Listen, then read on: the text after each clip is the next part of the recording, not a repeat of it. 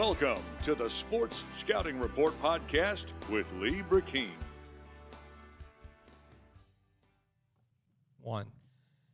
We're taping. This is Lee Burkeen. We've got a great show today. I've got a recruit of the week later in the show, which is going to be pretty good. We're going to talk about some of the receivers in the state of Louisiana for the class of 221. Jack Besh, Brian Thomas, Tyrus Johnson, several other ones. In our first interview, which we're going to go to right now, is I'm very happy to announce that we have the guru of long snapping in the United States calling us all the way from Lewiston, Idaho, Chris Rubio. Chris, thanks for joining us. Thanks for having me. I'm really excited about this.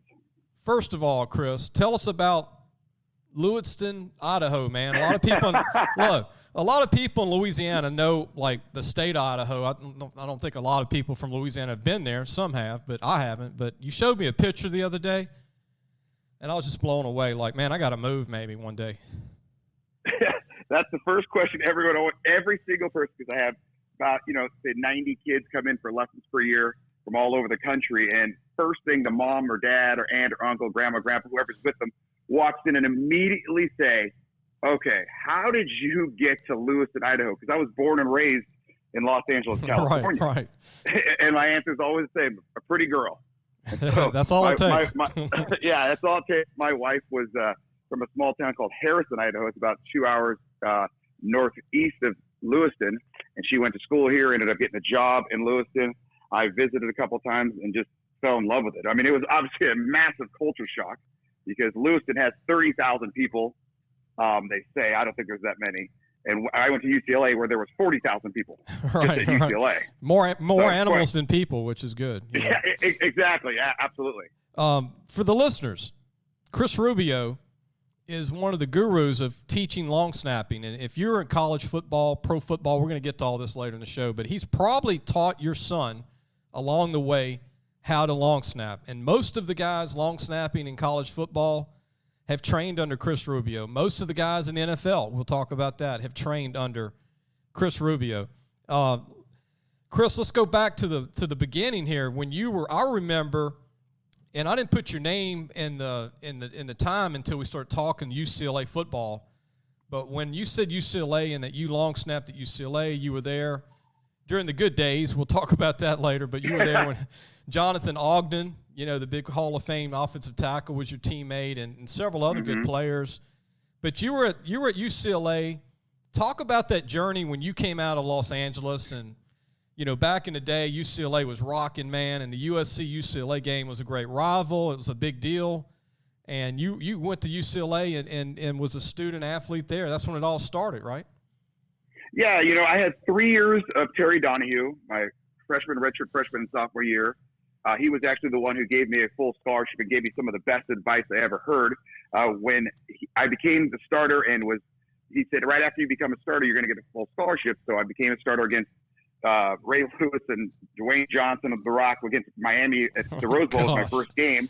Yeah. And I think I was just too young and filled with naivete to even understand the dramatic aspect of the entire situation. Like, it was too overwhelming for just a 19-year-old kid. And I remember going in after the game, just, filled with almost ignorance, and just going up to Coach Donahue and saying, okay, Coach, I started. Do I get my full scholarship? He goes, absolutely. Thank you for reminding me.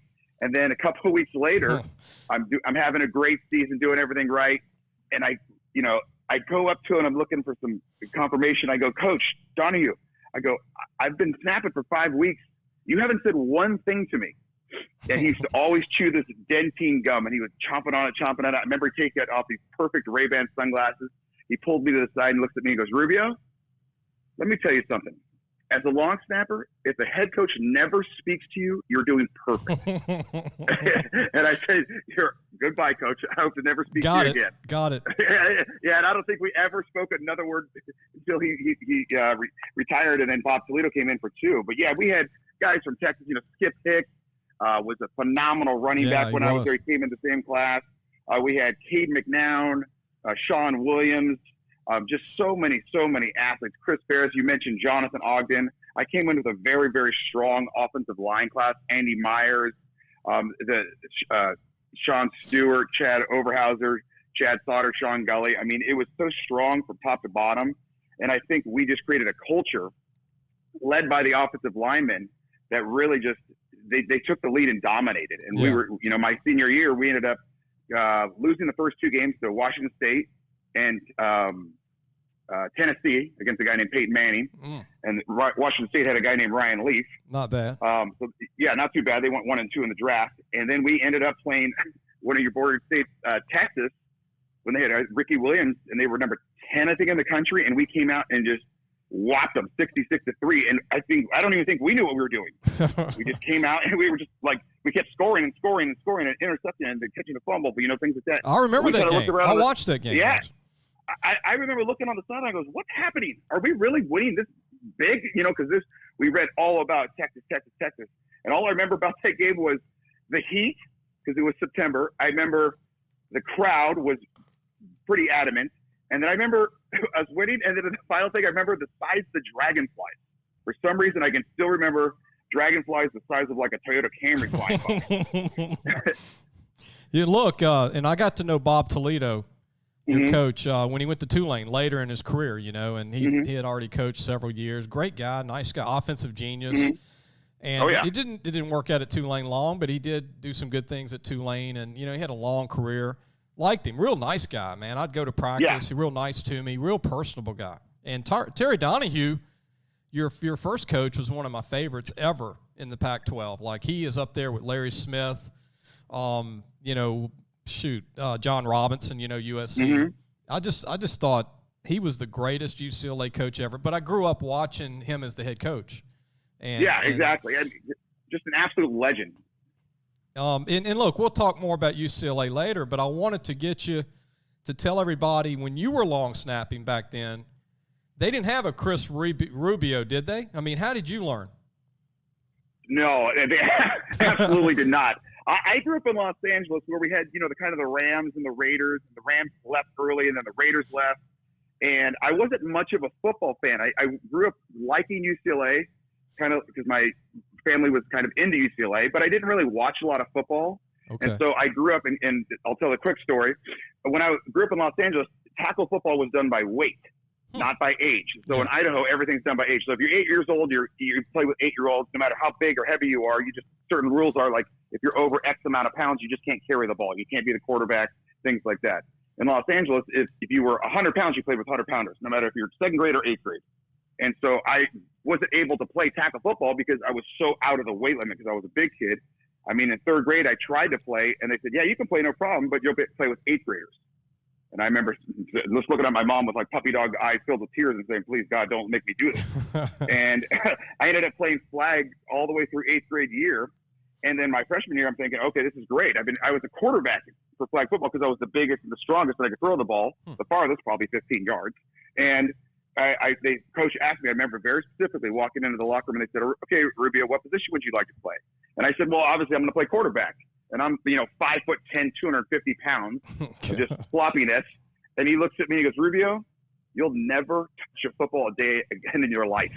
And ironically, I touch one every single day of my life now. So I ended up playing my freshman year, like a 3rd string center, didn't know what I was doing. I absolutely hated it. I had a coach that was a yeller, and I'm not a yeller. And I think that actually helped me in the long run to learn how to coach different types of people, because certain people you have to get in their face a little bit. Certain people you can be a little bit more comforting, so to speak. And my sophomore year, I didn't even play. I hated it so much, which was like dropping an A-bomb on my family, because my entire family was football. My uncle was the varsity head coach. And when I mentioned that at Christmas dinner, I remember specifically, hey guys, I'm not playing football this year. It's a stupid sport. Bomb. And oh my gosh, you would have thought someone just stepped on the puppy. And everyone, my grandmother, grabs her heart like, oh my God, I'm having a heart attack. And I was like, oh, good God, it's not that big a deal. And so my junior year, end of my sophomore year, I'm messing around with a buddy playing catch in his front yard, just throwing the ball around. And he bends down to snap the ball to me like a long snap at 10 yards. And I remember very specifically looking at him. His name was John. I go, what was that, John? And he goes, because I'd never even seen it. Because if you don't know long snappers, if you don't pay attention to long snappers, you're not watching a long snapper. Maybe you watch the punt or the kick just because you know the ball goes far and high. Ooh, look at that. And you don't ever, let me focus on this long snapper's butt and see where the ball's coming out and how he's doing it, And so I said, what was that? And he goes, it's a long snap. I go, oh, I can do that. And I'm thinking, I'm just an upside down quarterback going the wrong way. Let me just try it. So I get down, I snap it with one hand as fast as I can. And he goes, Rubio, you're phenomenal. And I said, oh, cool. Didn't even think about it. I said, let me try it again. And I just ripped it back there. He goes, you're literally awesome. I was like, okay, whatever. Didn't even think about it because I never even heard of it.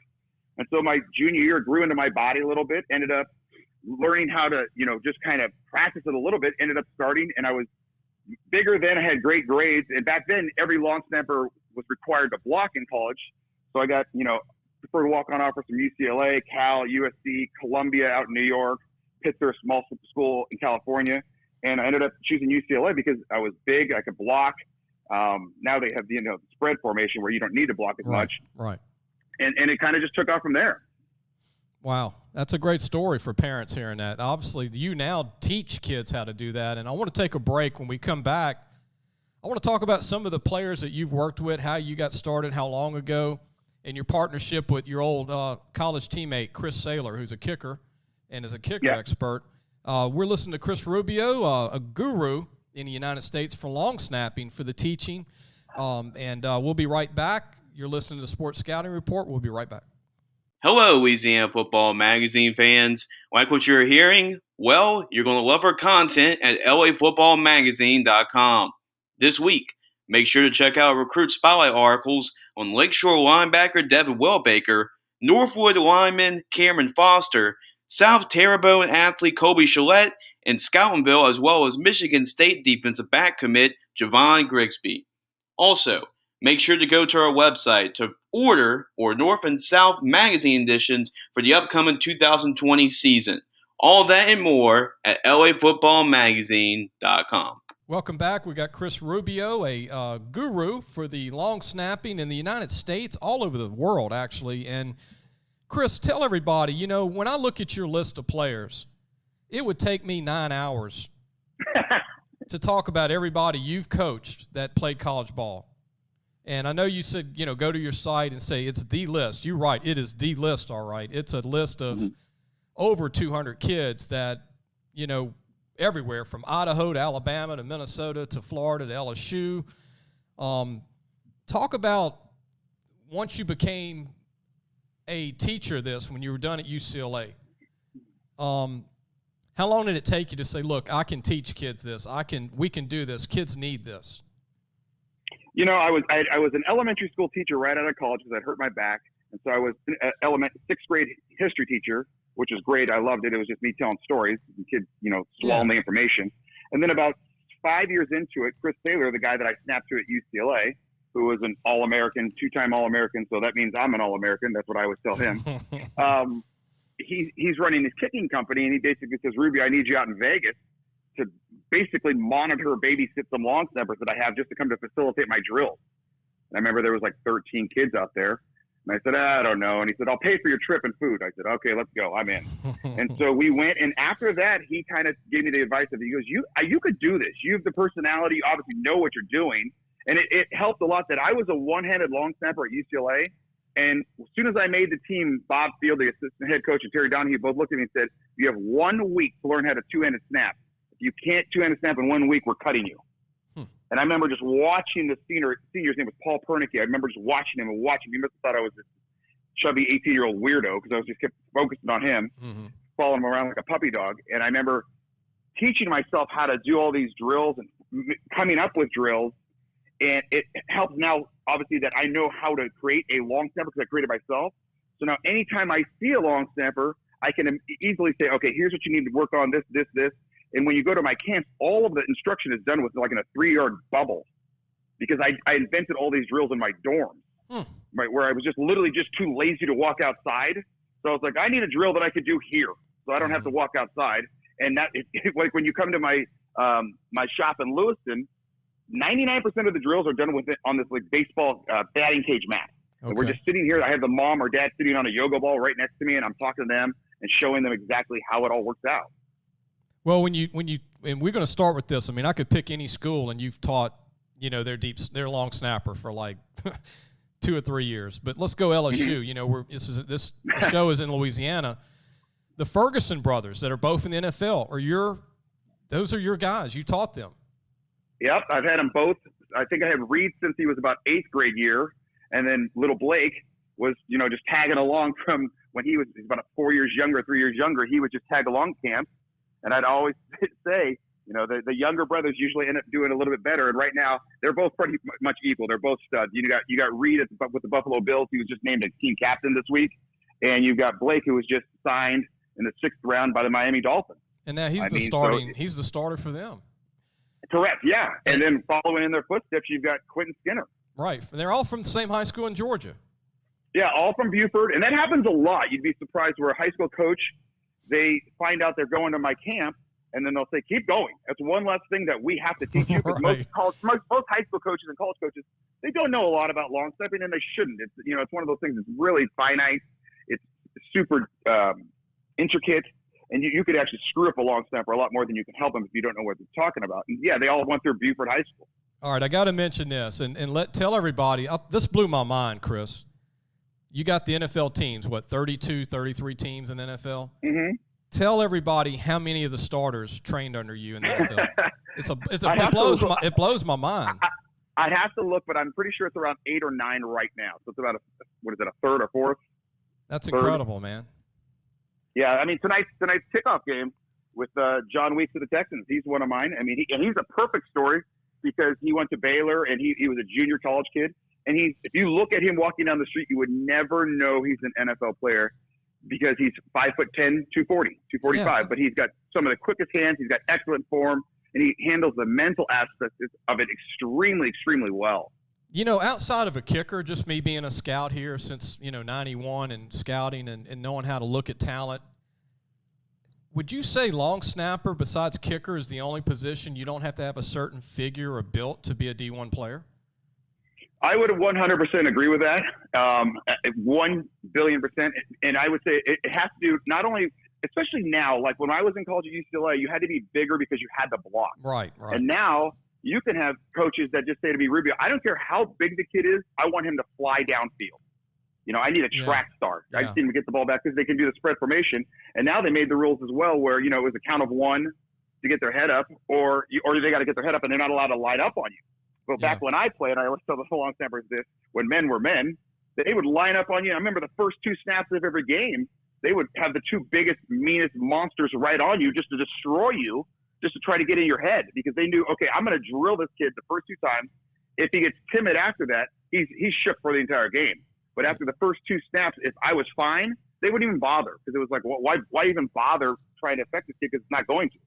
Yeah, I tell parents all the time, I don't know how to teach the position. I mean, you're the expert on that. I know how to scout every position, but long snapper, and I'm getting better at it because now I've been watching the last 7-8 years. But I don't know how to train anybody for that. But the big thing about it, this, and this is what parents, there's a lot of pressure, even though you don't do it a lot in the game. You got to do the punts, the extra points, and the field goals. So, I mean, It's not just punting. The long snapping. You got to be sharp when you game for those extra points that could mess up easily. Is there a technique that's different for all 3, Chris, or is it basically the same? There's a little bit different technique. I mean, number one, everyone says, "Oh, that was a game-winning kick," and I always say right off the bat, this my hubris comes out where you can't have a game-winning kick without a game-winning snap. Mm. That's number one. You'll never see a guy with a bad snap kick a game-winning field goal. It just doesn't happen. That's number one. A long snapper always has to be completely rock solid under pressure. On PATs, basically, you want to widen your stance out a little bit and raise your butt up a little bit. So you're always looking because if say you're playing it in Death Valley, you can't hear a thing. So if they're saying, okay, let's go on go or set or blue or purple, you're not going to hear that. Mm-hmm. It's going to be just static. So you always see the holder either tap his finger or put his hand out. And yeah, everyone knows when he's going to snap it, but if the operation time is fine, it should not be an issue.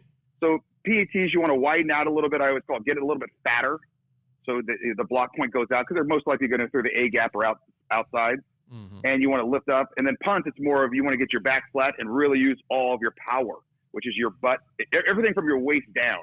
That's where your power comes from. So that's when you have to utilize your entire body perfectly to get the perfect snap. And that's why you see kids that you may look at them and go, okay, that kid cannot snap the ball that fast. He's not big. But then you see him use his entire body and it almost looks beautiful. Well, it looks beautiful to me. The average person wouldn't know it, but the best way to describe it is it's like watching Ken Griffey Jr. swing. How smooth it is, and the ball just takes off.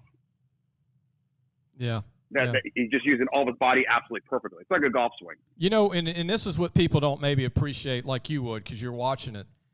But when they fake a field goal or fake a punt, man, you got to be on like the fake punt goes to a different guy up. So, I mean, that's a whole different mind blown decision there, and you got to be like, I mean, people don't even think about that. So if you're snapping the ball and the guy that's like to your left, right by you, he's going to get the fake punt. It's a different snap, right? It's 100%. Yeah, because you can't, obviously you usually want to move your feet. Okay, you'd want to move your feet. Here's a little insider tip. Wherever the going, that's where the ball is going to go. That's usually the way I always tell my long snapper to use their butt like a scope on a submarine. So if you see a kid's butt going to the right or the left or up or down, that's where the ball is going to go. And so obviously if it's a fake, you don't want to say you're faking it to the right. You don't want to aim your butt to the right because then everyone's going to look and say, okay, this guy's obviously snapping to the right. Same way as to the left. So it's got to be one of those things where, like a quarterback, I'm looking to the right. The entire time I'm looking to the right, boom, I'm going to throw it to the left. It's almost like, the Patrick Holmes effect nowadays. So when you're seeing that done, you're like, wow, that's great. That's a phenomenal snap, like a fake snap. We're going to take a quick break. When we come back, I want you to promote your camps and also talk about some of your but some of the most talented long snappers you've ever worked with since you've been in the business. We're listening to Chris Rubio, the guy in the United States, the guru for long snapping in the United States. We'll be right back. Parents, are you looking for advice on getting your high school athlete recruited by the right college? Lee Brakeen is your answer. Lee has been doing it for over 30 years. He knows the ropes, and more importantly, he knows the people. Lee offers turnkey service from evaluation, creating highlight tapes in the correct format, and complete guidelines for effective communication with the schools. No matter the sport, girl or boy, no matter what grade your child is in, let Lee Brakeen help match your child to the right college fit. Go to our website, lafootballmagazine.com, and get connected today. Welcome back. We've got Chris Rubio, long snapping guru out of Lewiston, Idaho, Los Angeles native, grew up in L.A., Los Angeles, California, but resides in Idaho, married a Idaho person, his wife, that makes you move real quick, right? Yeah, absolutely. And Chris, talk about some of your most talented, most natural long snappers you've ever worked with. If you've got 4 or 5 that you could talk about, where they went to college and if they played in the NFL. Yeah, I had a kid named Tyler Schmidt. He was the class of 2004. He was an all-state linebacker / defensive end in Arizona. Ended up going to San Diego State. One of the most raw, beautiful athletes you've ever seen. He got drafted by the Seahawks. I remember at his NFL draft for the combine, he had to actually slow the ball down when snapping because he brought so much heat. Because a good college long snapper is 0.75 at 15 yards or quicker. So from first movement to the ball hits the punter's hands, 0.75. Your average high school long snapper, say he's never been to a camp where the coach is just saying get the ball back there. That's usually about a 1.05, 1.1. And when he was at the combine, he was snapping like 0.53, which equates to like 52 miles per hour. Wow. I mean, that's just ridiculous. Christian Yount, he went to UCLA out of Orange County, California. He was the first long snapper I ever had that got offered as a junior in high school. Wow. And that kind of set the wheels in motion for a lot of different people. I mean, it was just amazing. Corey Adams out of Kansas State, he did extremely well. He's from Colorado. He was great. Obviously, we talked about Jonathan Weeks, just an absolute freak. Aaron Brewer, an Orange County, California kid who went to San Diego State. He's still playing. I think he's with the Cardinals now. It's hard to keep track. There's so many. I mean, you've got Cole Mazza, who was at Alabama. He's now with the Chargers. He's absolutely phenomenal. He's just such a freak. Obviously, we can talk about the Ferguson kid. And I want to mention this. So while I can remember it, you have sent every long snapper to Alabama since Nick's been there, right? Yeah, absolutely. I mean, from Tinker to Mazza to now Fletcher. Yeah, absolutely. I mean, just keep them going. You know, are you timing this if you go to a game? Like, are you in the stands at a game, and are you setting your watch? Because you got to time it, right? I don't as much anymore, just because I've seen so many. It's by heart, by just watching. Yeah, I can just eyeball it now, and I can say, okay, that's a .83. And, you know, parents or kids will sometimes challenge me at camps, and I'll still time it officially at the camp, but I can still look at it and go, okay, that's that. And I'm usually within, you know, if it's .83, I'll be .82 to .84. I'll be right there, just because, you know, I've seen it a billion times. Yeah, yeah. And look, our listeners, all 312 high school coaches get this show in the state. And that's a lot of parents listening, mom and dads, uncles, aunts, grandparents. Tell everybody your camp schedule right now. Now, obviously, if anything's coming up before Monday, don't say it, because the show will be aired on Monday. But yeah. What camps are coming up, dates, where are they going to be, and how can they get in touch with you? Yeah, everything's on RubioLongSnapping.com. That's RubioLongSnapping.com, and I'm very involved on social media. The closest one to you guys, I'm going to be in Texas. It's going to be actually at Dallas, at the Cowboy Stadium. Oh, good. December 5th. And they're offering a free tour to everyone, so that's December 5th. I've got Boston coming up on 9/27, followed by Charlotte, North Carolina, October 4th.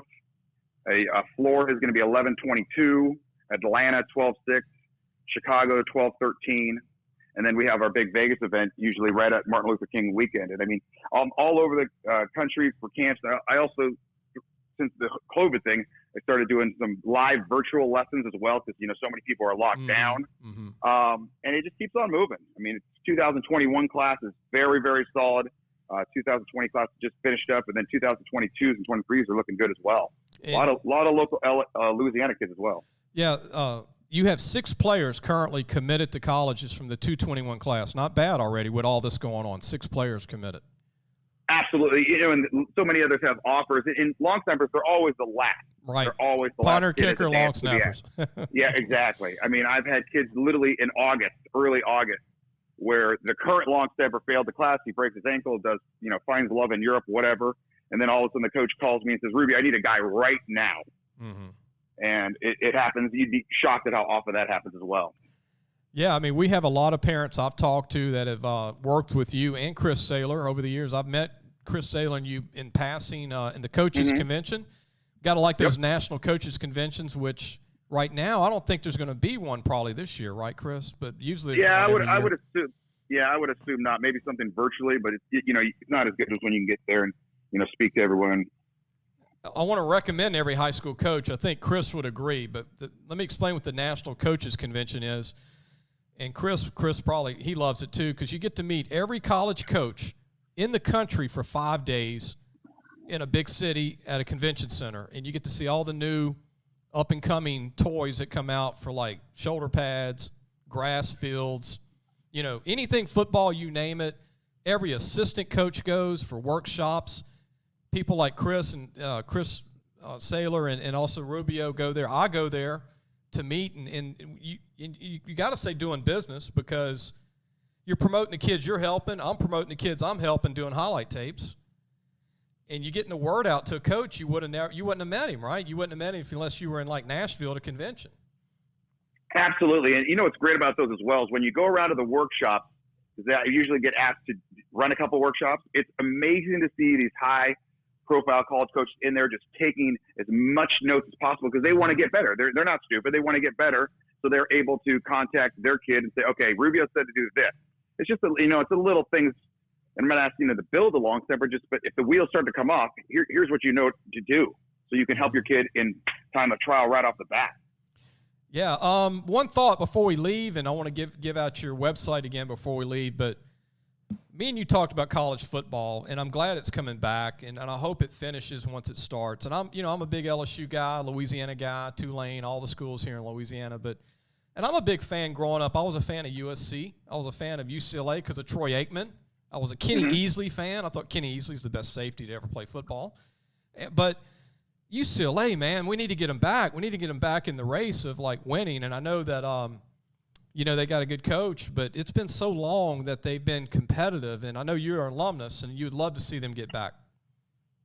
Yeah, it's one of those things we talked about. You know, how it's usually cyclical, but they just haven't really come back around. It blows my mind because if you've ever been to UCLA's campus, it's absolutely gorgeous. Yeah. I mean, they just redid all the football facilities.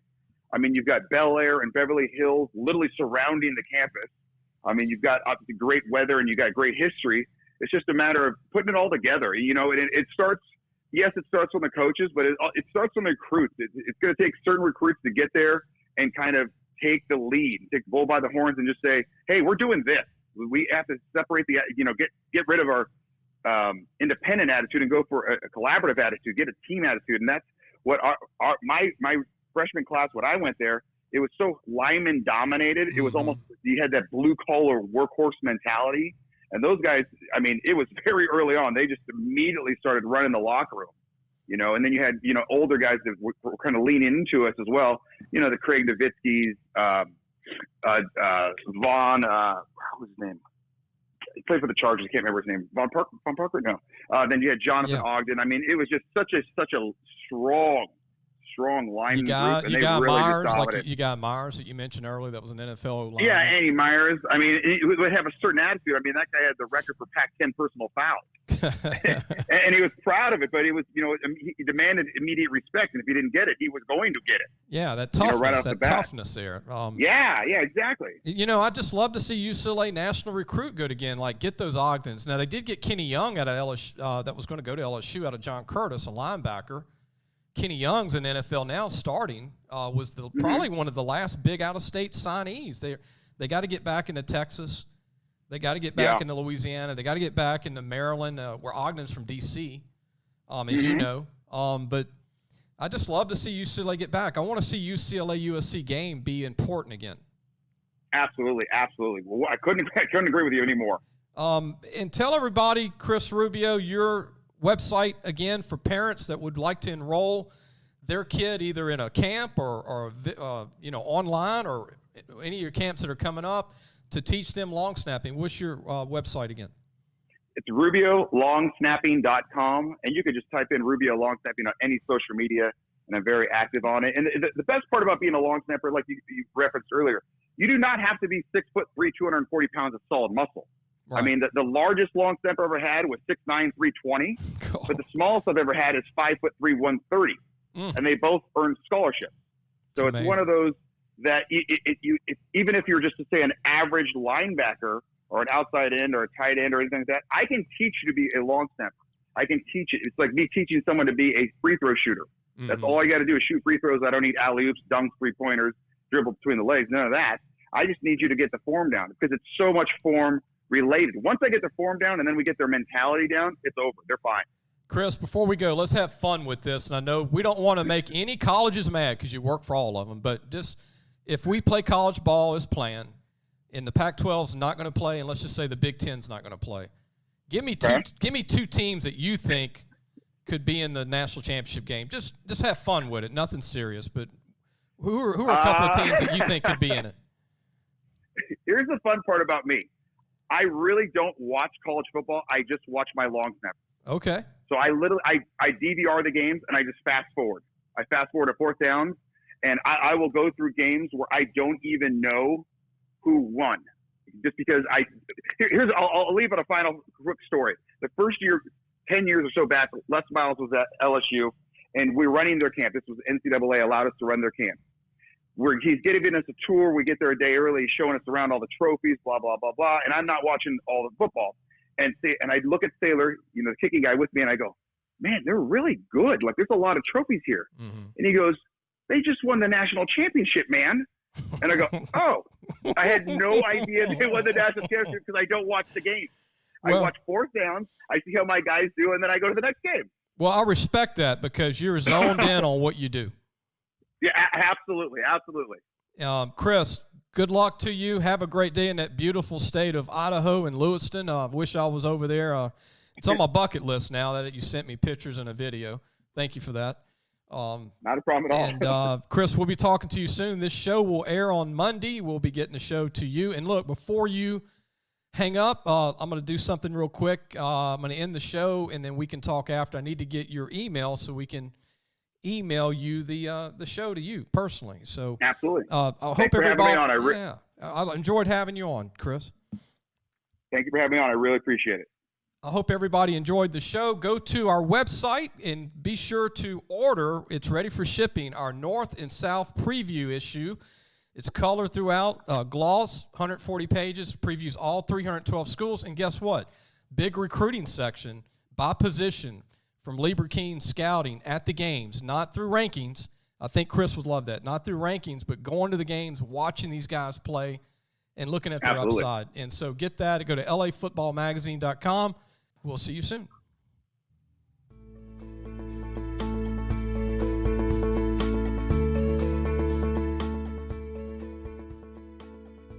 Thanks for listening to the Sports Scouting Report podcast with Lee Burkeen.